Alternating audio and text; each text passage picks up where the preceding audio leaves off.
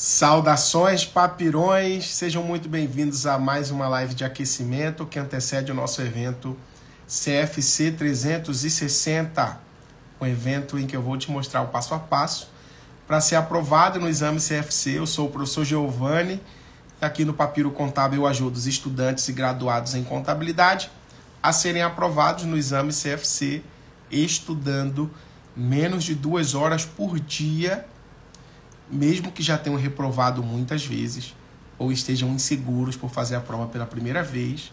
E no episódio de hoje eu vou tratar sobre os aspectos fiscais e tributários que podem ser cobrados no exame CFC, como estudar esses temas e como fazer com que você gabarite as questões que envolvem esse tema, né? A parte de tributário.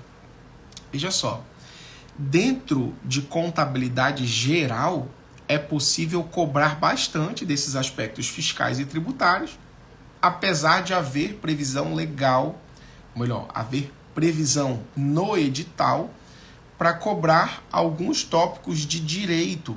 É possível, sim, ser cobrado questões específicas, como já cobradas em provas anteriores, do conceito de tributo, conceituar o tributo, ou sobre o fato gerador de um tributo. É possível ser cobrado, sim, não na parte de contabilidade geral, mas sim na parte de direito. Mas o mais cobrado no exame CFC, ele se refere ao tratamento dado aos tributos nas operações contábeis, ou melhor, nas operações de compra e venda. Eu creio que você que está me assistindo aqui, você não goste muito de pagar tributos. Não estou dizendo que você não pague, mas as chances são de que você não seja a pessoa que fica super empolgada, super feliz com o pagamento dos tributos.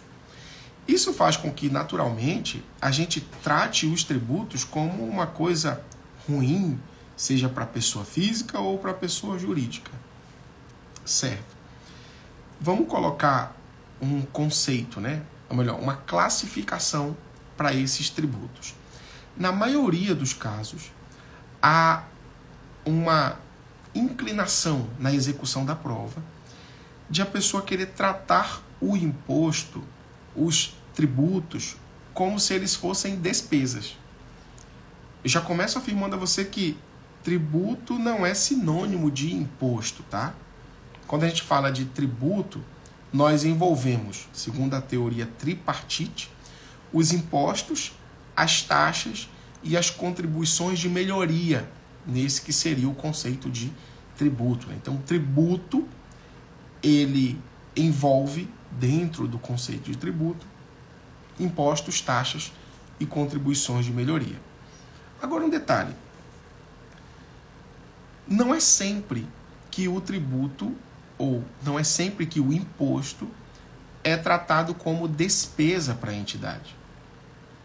Haverá o caso em que o imposto ele é uma despesa, mas não é sempre despesa. E isso já derruba um monte de gente na hora de prova, especialmente para o exame CFC. Vejam só, nas aquisições de mercadorias, e aí você deve ter o cuidado na hora da leitura da questão da prova, nas aquisições de mercadorias, as mercadorias adquiridas, quando adquiridas com tributos, a banca vai dizer a você qual é a natureza daquela empresa que está adquirindo. Então é comum que a questão diga assim, uma empresa comercial adquiriu mercadorias para revenda. Quando a banca dá esse cenário, que a empresa é comercial, então ela compra e vende mercadorias. Então essa empresa comercial, ao adquirir as mercadorias para a revenda, ele não precisará mais dizer a você que naquela empresa o ICMS é recuperável. Porque uma empresa que é comercial, que compra mercadorias para revenda, é contribuinte do ICMS, ainda que a banca não afirme nada para você. Quando eu digo para você que uma empresa é contribuinte do ICMS, eu estou afirmando que ela tem direito de tratar esse imposto na compra com um valor a recuperar. E ele vai ter esse imposto a recuperar deduzido lá na hora que se faz a venda. Porque do imposto sobre a venda, nós vamos abater esse saldo de impostos a recuperar que a entidade possui. Então, para acertar as questões de prova, você deve tratar assim. A empresa fez a aquisição de mercadorias para revenda.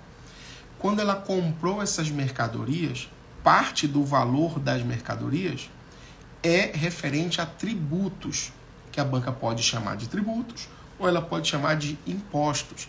A gente sabe que dentro do conceito específico não são sinônimos, mas se a banca disser sobre a compra incorreu nos seguintes tributos recuperáveis, ou sobre a compra ocorreu a cobrança de impostos que são recuperáveis, você não vai entrar, né, você não vai aprofundar no aspecto conceitual aí. Se houve um tributo recuperável na compra, se houve um imposto recuperável na compra, nós temos esse valor como direito, e esse direito é reconhecido no ativo, tendo em vista que os impostos recuperáveis, os tributos recuperáveis, não incorporam aos saldos dos estoques. Então, se você tiver caneta e papel na mão aí, pode anotar essa frase. Impostos recuperáveis não entram nos estoques. Tributos recuperáveis não entram nos estoques. Mas como ficaria isso num exemplo mais prático, colocando valores? Suponha que eu tenha comprado mercadorias no valor de R$1.000. Eu comprei mercadorias no valor de R$1.000, onde nesse valor de R$1.000 que eu estou comprando, estão embutidos no valor da compra R$200 de tributos recuperáveis. Então, apesar de ter feito o pagamento de R$1.000, ao receber mercadorias, as minhas mercadorias não possuem valor contábil de R$1.000. Por quê? No momento da compra, eu percebi que desses R$1.000, 200 são de impostos recuperáveis. Então, ao classificar esses R$1.000 de mercadorias, não teremos R$1.000 no estoque. Porque dos R$1.000, 200 vão para o saldo do ativo circulante com o nome de tributos a recuperar ou impostos a recuperar. Ou a banca pode ser mais específica, ICMS a recuperar, ou PIS a recuperar, ou COFINS a recuperar. Porque os tributos sobre essas mercadorias, quando recuperáveis, eles não incorporam o seu valor aos estoques de aquisição. E sim, ficam, né, classificados lá no ativo circulante como impostos a recuperar. Até aqui tudo bem? Então, no meu exemplo, ó, eu pagaria R$1.000 pela compra da mercadoria. Desses R$1.000, R$200 iriam compor o imposto a recuperar como conta do ativo circulante e os outros R$800 seriam classificados no estoque. Então, o valor do meu estoque seria R$800. Mesmo sendo uma compra de R$1.000. Fiz uma compra de R$1.000, mas o estoque é só 800. Eu comprei R$1.000 de mercadorias, pois é, mas 200 desses 1.000 ficaram no ativo circulante, impostos a recuperar, e os outros 800 no grupo estoques do ativo circulante. Mas agora vem a parte mais interessante.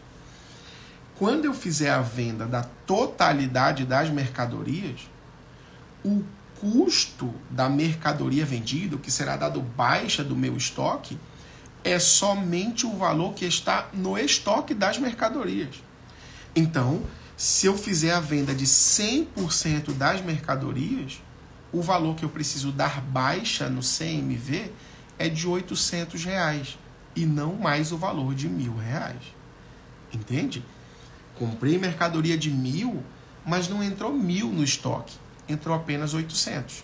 Então, se eu faço a venda de todas as minhas mercadorias por R$3.000, eu vou ter feito uma venda de 3.000. Sobre essa venda, haverá a cobrança de impostos sobre a venda e vai sobrar um valor do qual eu devo abater o custo da mercadoria vendida. E o meu CMV é uma conta de resultado que eu vou ter como contrapartida, né? Então, eu vou debitar um CMV como despesa e vou creditar o saldo do meu estoque. Mas o que vai zerar o estoque é 800, não é o valor total de 1.000. Alguém fez a pergunta ali se o imposto a recuperar é uma conta redutora. E a resposta é que não. O imposto a recuperar é uma conta do ativo. Ela tem natureza devedora e ela está aumentando o saldo do ativo. É um direito que a entidade tem de recuperar aquele valor quando ela fizer a venda dessas mercadorias. Por quê? Quando for realizada a venda, haverá um tributo sobre a venda, que é uma despesa. O tributo sobre a venda é uma despesa que a empresa, em regra, não paga na hora que ocorre o fato gerador. Ela reconhece que houve ali um tributo sobre a venda e a contrapartida disso é um passivo. A gente chama isso de impostos a recolher. Pode ser na prova ICMS a recolher, pode ser PIS a recolher, pode ser COFINS a recolher. Qualquer tributo acompanhado de a recolher é a conta do passivo. E aí, olha que interessante, você vai poder compensar os saldos. Se você tem ICMS a recuperar e também tem ICMS a recolher, entenda que esse termo a recolher é para recolher ao Estado aquilo que, no entender do Estado, já pertence ao Estado. Só que está na mão daquele que é o contribuinte de direito e não o contribuinte de fato. Existe uma definição bem simples para o que é o contribuinte de fato e o que é o contribuinte de direito. Eu explico isso agora para você e vai ser muito bom para você acertar muitas questões de prova. É assim, quando você vai até uma instituição, uma empresa, e você faz a compra de mercadorias, você concorda comigo que o valor pelo qual você está pagando já está embutido naquele valor, o valor dos impostos, das taxas, se for o caso, ou quando ocorre a contribuição de melhoria no caso específico, né? Mas os impostos, especificamente, eles já estão no valor da sua venda, ou no valor da sua compra, né? Então, você, estando aí na condição de comprador final, eu agora numa condição de vendedor, eu estou vendendo para você. Quando você me paga, o valor pelo qual você está me pagando já está embutido nele o valor dos impostos. Tranquilo até aí? Então, eu estou vendendo para você e já está embutido nesse valor da venda o valor dos impostos. No que isso aqui é importante para a gente? É que como eu cobrei de você o valor dos impostos, você é o contribuinte de fato. Você é a pessoa que está pagando o imposto de fato. Eu, Giovanni, vendedor da mercadoria, estou com o dinheiro pelo qual você pagou a mercadoria para mim, só que parte desse valor não é meu. Ele é referente aos tributos, que não pertencem a mim. O valor dos seus impostos não pertence a mim como o vendedor. Ele pertence ao Estado, pertence à administração pública. Então, caberá a mim, como um contribuinte de direito, recolher isso aos cofres públicos. Por isso, o imposto está a recolher. Veja que nem é ideal que nós usemos a palavra, o imposto a pagar. O termo imposto a pagar seria inadequado. Porque eu, Giovanni, não estou pagando o imposto. Quem pagou o imposto foi você, contribuinte final. Eu apenas estou como fiel depositário de um dinheiro que não é meu e que eu devo recolher ao Estado. Por isso o termo impostos a recolher. já ouviram um termo, eu não vou saber a fundamentação, né? Mas eu lembro de ter visto isso como entregar a César o que é de César. Entregar ao Estado o que é do Estado. Então eu quando recebo da sua mão o valor referente à mercadoria com o valor dos impostos, esses impostos eles não ficam para mim. Então eu tenho que entregar ao Estado. Só que eu estou apenas na condição de contribuinte de direito. Eu sou obrigado legal de fazer isso. Mas o contribuinte de fato foi você. Você fez o pagamento do valor com os impostos da compra. Agora veja só. No exato momento em que eu vou recolher ao Estado o que é do Estado, eu tenho o direito de recuperar o imposto que eu paguei anteriormente. E o Estado agora está cobrando de mim 2 vezes. Então seria assim. Vamos colocar valores, tá? Eu, Giovanni, comprei mercadorias para que eu possa revender.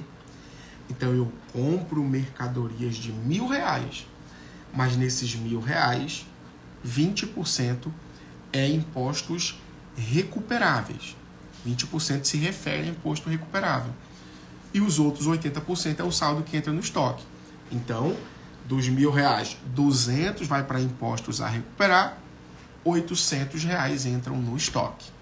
Agora, eu tenho um estoque de R$800 e 200 no ativo como impostos a recuperar.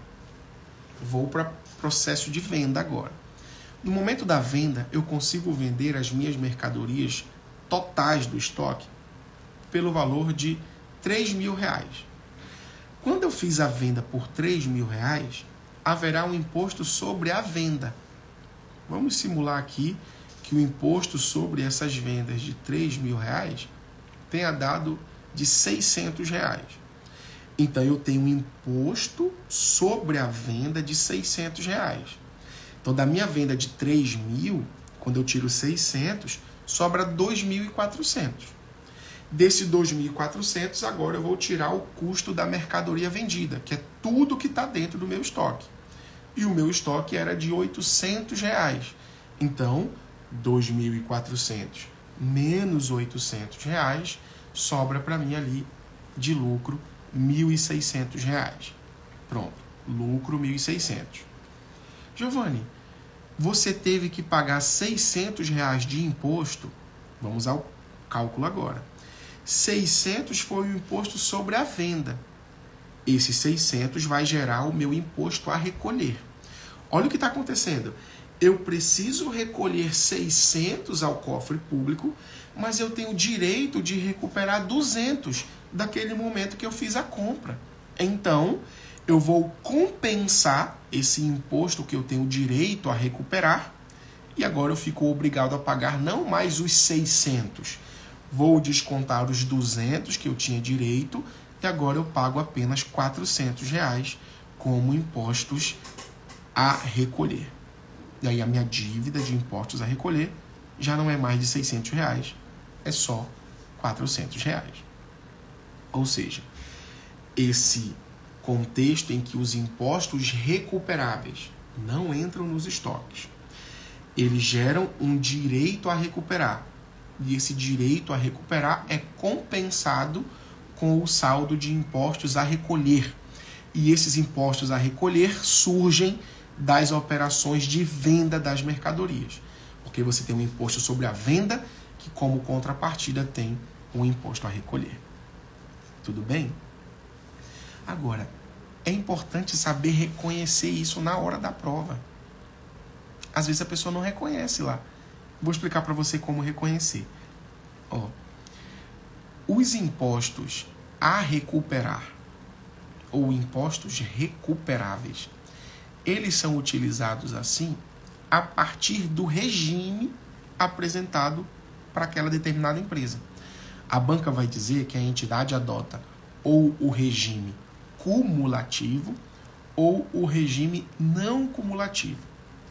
Quando esse regime cumulativo ou não cumulativo é apresentado em prova, o cuidado que você deve ter é o seguinte: cumulativo da ideia de acumular, portanto, de não recuperabilidade, e o não cumulativo dá a ideia de recuperável, com recuperabilidade.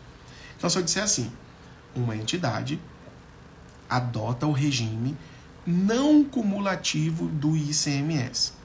Se uma entidade tem um regime não cumulativo do ICMS, ICMS não cumulativo significa ICMS recuperável. Não cumulativo é recuperável. Se eu disser para você que a entidade adota o regime cumulativo, aí agora, por estar numa condição de cumulatividade, aí eu estou com a adoção do critério de não recuperabilidade. E isso, cara, a banca Consulplan, ela é maravilhosa para fazer pegadinha em prova. Sabe como ela faz? Ela coloca assim, ó, uma entidade adota o ICMS recuperável. E aí, pô, se a banca te disser o ICMS é recuperável, tá na cara. Você já sabe que o ICMS é recuperável. Mas ele coloca, o ICMS é recuperável e que PIS e COFINS são não cumulativos. Peraí, velho.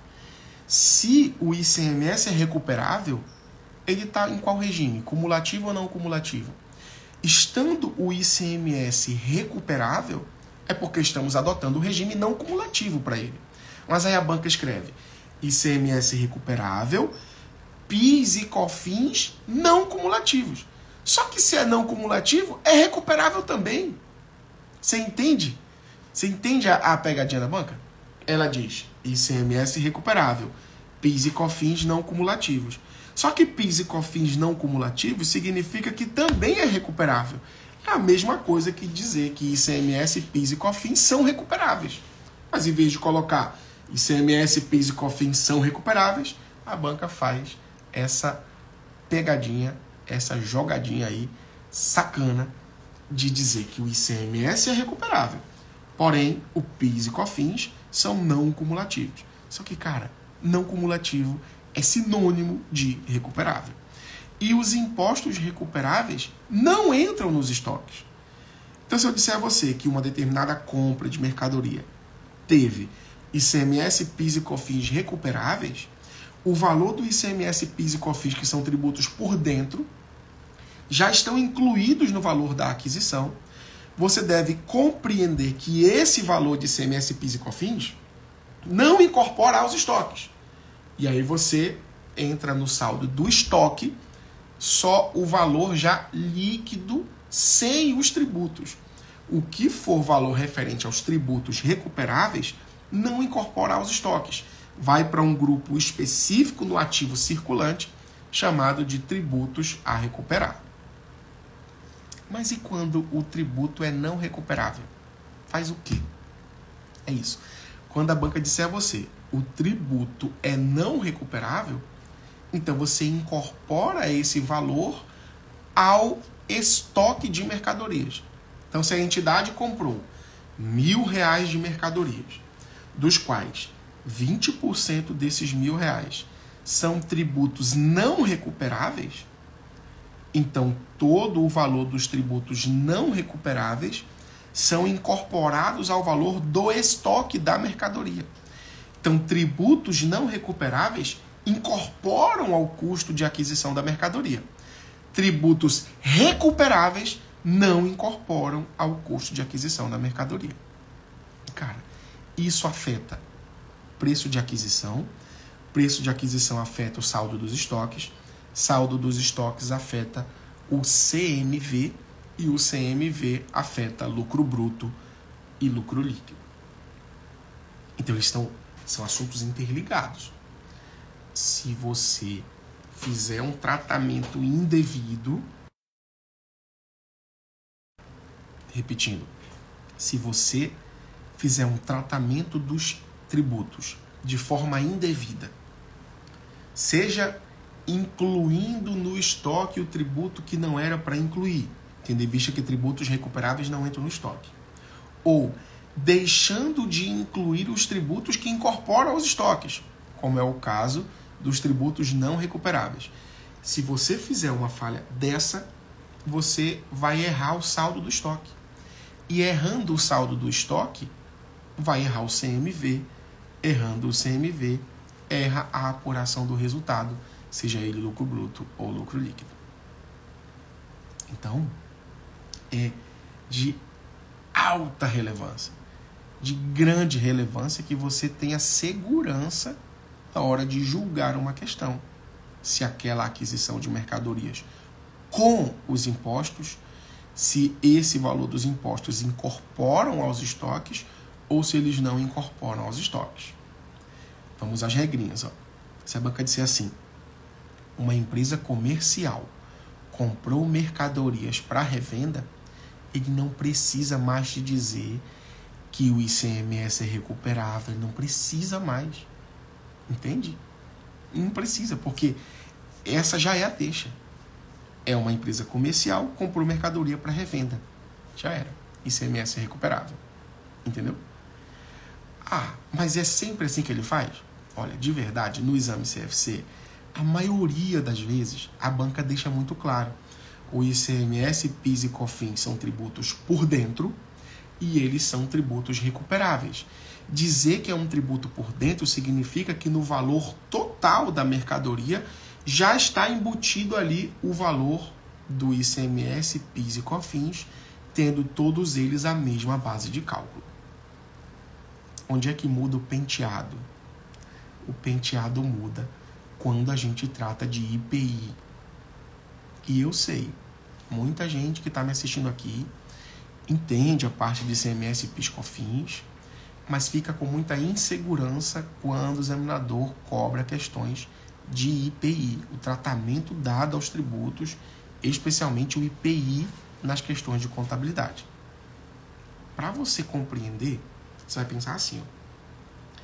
Então vamos pegar o IPI é um tributo por fora. É ele que a banca vai apresentar como tributo por fora. ICMS, PIS e COFINS são tributos por dentro. Então anota no seu caderninho aí. IPI é tributo por fora. ICMS, PIS e COFINS são tributos por dentro. Eu vou fazer um ensaio com você aqui. Vamos usar só um tributo por dentro e só um tributo por fora. Só um, tá? Vamos pensar. A base de cálculo é 1.000. A base de cálculo é 1.000. Grava isso. A base de cálculo é 1.000. Se a base de cálculo é 1.000, a base de cálculo é a mesma, tanto para o ICMS quanto para o IPI. Olha a frase que eu vou usar agora. Ó, uma empresa... Atenção, se liga. Uma empresa comprou mercadorias por R$1.000. No valor de aquisição das mercadorias está embutido 10% de ICMS. Se eu digo a você que está embutido 10% de ICMS, entenda 10% de 1.000. 10% de 1.000 é igual a 100. Então significa que dentro dos 1.000 já existe R$100 de impostos recuperáveis. Então no estoque entra 900 e os 100 vira impostos a recuperar. A base de cálculo é 1.000. Ok. Em uma outra questão a banca pode dizer bem assim, ó, uma empresa fez a venda de mercadorias de R$1.000 e ela vai escrever dessa forma, ó, com a incidência de 10% de IPI. Aí você vai lembrar, o IPI é um tributo por fora. Então, você vai pegar os 10% e aplicar sobre a base de cálculo que é 1.000. 10% de 1.000 vai dar 100. Só que por ser um tributo por fora, significa que o preço fica 1.100. 1.000 adicionando 100. Então fica 1.100. Porque o IPI é um tributo por fora. Se eu disser sobre a base de cálculo de 1.000, houve a incidência de ICMS de 10%. Então o preço continua 1.000, e o 10% está embutido ali dentro dos 1.000. Os 100 já está dentro do 1.000. Se eu disser que é IPI, a base de cálculo é 1.000 e houve a incidência de IPI de 10%. esses 10% são adicionados ao valor de 1.000. Aí fica 1.100 o valor da mercadoria. Vocês estão entendendo isso, sim ou não? Isso é entender o que é um tributo por dentro e um tributo por fora. E aí, cara, aí é um mundaréu de questões que pode aparecer aí. Mas a frase fica assim, ó. Sobre a base de cálculo de 1.000, houve a incidência de 10% de ICMS. Então significa que continua R$1.000 e os 10% de ICMS já estão dentro do 1.000. Então é 100 que já está dentro do 1.000. Só entra no estoque 900. Lindo, lindo, lindo.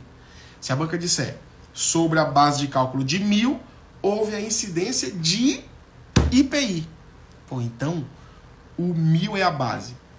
10% de 1.000 vai dar 100. Esse 100 é por fora. Ele fica adicionado ao valor dos 1.000. Ele fica 1.100. Porque é um tributo por fora. Giovanni, mas quais são os tributos por fora? Só é o IPI, coração. Só é o IPI. A bronca na sua prova só será o IPI. ICMS, PIS e COFINS são tributos por dentro. Eu vou, inclusive, agendar uma aula com vocês no YouTube. Uma aula com resolução de questões. Só para você se livrar dessa dúvida de como tratar ICMS, PIS, COFINS e IPI. Como tratar IPI em prova. Não é para você ter insegurança mais em prova. O tributo é por dentro, o tributo é por fora. Tributo por dentro, o valor já está embutido no valor do preço de venda ali. E quando é um tributo por fora, você entende que aquela base de cálculo terá adicionado a ela um determinado valor. E aí a banca, quando combina isso, né, nas questões de prova, às vezes ela mistura. Coloca sobre a mesma base de cálculo o IPI e o ICMS. Só que o valor do IPI não compõe a base de cálculo do ICMS. Não em regra. É admitida a exceção, existe a possibilidade. Mas em regra, o valor do IPI não compõe a base de cálculo do ICMS. Então, se eu disser assim para você, ó, uma entidade está vendendo um produto de R$1.100. Só que sobre esses 1.100 já estão embutidos nele 10% de IPI e 10% de ICMS. Você vai lembrar. Se está 1.100 e já está com IPI aí dentro, às vezes a pessoa vai querer fazer o cálculo errado. Ela vai pensar assim, então se é IPI de 10% e o valor é 1.100, então 10% vai dar 110. Aí o cálculo já está errado. Por quê? Lembra que o IPI é um tributo por fora? Então significa que quando você tinha o valor de 1.000, você adicionou 10% a ele. Por isso ficou 1.100. Então se você pegar o valor de 1.000 e multiplicar por 1,1, você tem 1.100. Se você tem 1.100 e quer reduzir esses 10%, então você divide por 1,1. Então você tem 1.100, divide por 1,1 e assim você vai estar subtraindo o valor do IPI. E aí você volta para a base de cálculo de 1.000. Então, o cuidado na hora da prova é, quando o examinador te dá o valor de 1.100, dizendo que sobre o 1.100 já está embutido o IPI e o ICMS, é para você lembrar que o IPI é um tributo por fora e o ICMS é um tributo por dentro. O IPI sendo um tributo por fora, você, do 1.100, tirar os 10%, você não tira 110. Tirar os 10% é tirar só os 100, porque a base de cálculo era 1.000. Você acrescentou 10%, ficou 1.100, entendeu? Então, do 1.100, você faz o desconto de 10%, e aí, no caso, seria dividindo por 1,1, você chega no valor de 1.000. E aí, esse 1.000 é a base de cálculo do ICMS. E aí, se ele for 10% também, no exemplo, né, ficaria 100 do IPI e 100 do ICMS também. Só que eles, mesmo tendo a mesma base de cálculo, entendeu? A base de cálculo deles é a mesma. Era 1.000. A base de cálculo era 1.000. Só que o IPI é um tributo por fora, então ele adiciona o valor do 1.000. E o ICMS é um tributo por dentro, então ele já está embutido no valor dos 1.000. Cara, isso aqui é importantíssimo para a sua prova. Espero que vocês tenham compreendido esses aspectos fiscais iniciais aqui na nossa conversa. E eu estou aqui para lembrar você que na próxima segunda-feira começa o nosso evento online e gratuito chamado Exame CFC 360, para eu te mostrar tudo que está em torno da tua aprovação para o Exame CFC. É um passo a passo para você estudar de forma objetiva, prática, direcionada, com cronograma de estudos. E ao final do evento, né, o evento começa na segunda-feira, mas do dia 25 até o dia 24, 25, 26, 27, do dia 24 ao dia 27 de julho, e ao final desse evento eu vou abrir as inscrições para a nossa mentoria de preparação para o exame CFC, uma mentoria de acompanhamento para a prova CFC. Vocês estão todos convidados para o nosso evento, tá? Serão todos muito bem-vindos. Olha, amanhã eu estou aqui ao vivo novamente, no mesmo horário. Espero todos vocês para continuarmos a nossa evolução profissional aqui. Um grande abraço. Valeu, turma. Tchau, tchau.